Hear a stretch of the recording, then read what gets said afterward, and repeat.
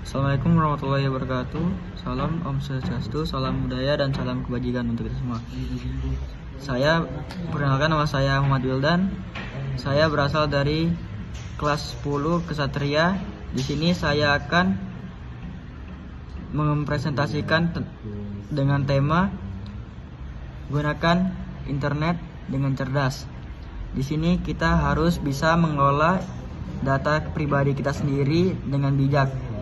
Karena kalau kita tidak menjaganya, maka data pribadi kita yang ada di media sosial itu bakalan tersebar luas di manapun.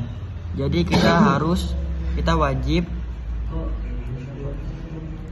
wajib menjaga data pribadi kita supaya tidak tersebar luas dimanapun.